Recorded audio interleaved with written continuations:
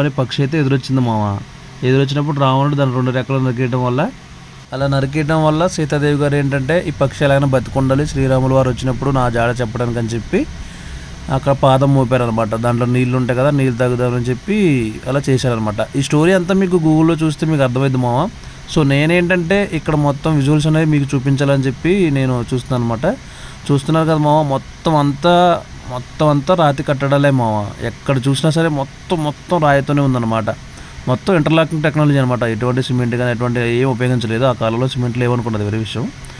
So ఇకపోతే ఇదే మీరు చూస్తున్నారు కదా, ఇదే ఇన్కంప్లీటెడ్ అనమాట. ఇది ఎందుకంటే ఒక మంత్రి కడుతున్నప్పుడు ఏదైతే పక్కన ఉన్న వాళ్ళందరూ రాజుకి అబద్ధం అని చెప్పి మంత్రి మీ ధనానంతా వేస్ట్ చేస్తున్నారు కానీ గుడి అయితే కాదు, టెంపుల్ అయితే కట్టట్లేదని చెప్తుంటే మంత్రిని చంపించేస్తారనమాట. సో కళ్ళు పీకేసి చంపమని భటులకు ఆజ్ఞిస్తాడు. సో అదైతే వాళ్ళే వచ్చి ఇలా చెప్పారు మీకు అని చెప్పి చెప్పగానే మంత్రి అంటాడు, మీకు కావాల్సింది నా కళ్ళే కదా అని చెప్పి నేనైతే కళ్ళు మీకు ఇవ్వను, వీరభద్ర స్వామికే ఇస్తానని చెప్పి ఇలా తీసి ఆ గోడ కొడతాడనమాట. ఇవి మీరు చూస్తున్నారు కదా విజువల్స్లో, అదే అనమాట. అవి నిజమైతే నిజంగానే కళ్ళు అనమాట. దాన్ని కొట్టారు ఇలాగా. సో అలా కొట్టినప్పుడు అక్కడైతే ఇలా 2 హోల్స్ పడినాయి. అక్కడ నుంచి నిజమైన బ్లడ్ కారిందనమాట. ఇది నిజంగానే రియల్ బ్లడ్ మావా. సో అది దానికి ఉన్న విశేషం అనమాట. సో ఇకపోతే అలా నడుచుకుంటూ కొంచెం ఫ్రంట్కి వెళ్తే ఇక్కడ ఇంకోటి ఏంటంటే కేవలం నిమిషాల వ్యవధిలోనే కట్టిన శివలింగం మావ ఇది.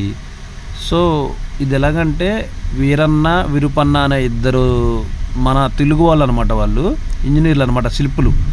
వాళ్ళైతే వాళ్ళ ఇంటికి వచ్చి తినే టైంలో వాళ్ళ అమ్మకి భోజనం అడిగినప్పుడు వాళ్ళ అమ్మ మీరు వెయిట్ చేయండి కొంచెం టైం పడుతుందని చెప్పగా వండుతున్నానని, ఈ లోపల ఏది మనం ఖాళీగా ఉంటుంది ఎందుకని చెప్పి చెక్కిన స్తూపం అనమాట అదైతే. సో ఇకపోతే చూస్తున్నారు కదా ఈ గుడి చుట్టూరు ఉండే సత్రాలలో మనకు కూడా అక్కడ కూడా పెయింటింగ్స్ అయితే కనబడుతున్నాయి. ఇవన్నీ ఏంటంటే పెయింటింగ్స్ నాట్లో ఏం కదిలేదు మావ, ఎందుకంటే ఇనిషియంట్ ఆర్కిటెక్చర్ని కదిలేయకూడదని చెప్పి దాన్ని అలా ఉంటేనే వాల్యూ అని చెప్పి ఉంచారనమాట. సో ఇంక ఇలా చూసుకుంటే ఇక్కడ కూడా మనకి కొన్ని డీటెయిల్స్ అయితే ఇక్కడ వాళ్ళు మనకి చెప్పడానికి ట్రై చేసినట్టయితే మనకు తెలుస్తుంది. సో ఇకపోతే ఇక్కడ మీరు చూస్తున్న వినాయకుడి విగ్రహం అయితే స్టార్టింగే వినాయకుడి విగ్రహం స్టార్ట్ చేసి అప్పుడు గుడి మొత్తం స్టార్ట్ చేశారంట నిర్మించడం. ఇంక ఇలా చెప్పుకుంటా పోతే ఇందులో చాలానైతే ఉన్నాయి మామ.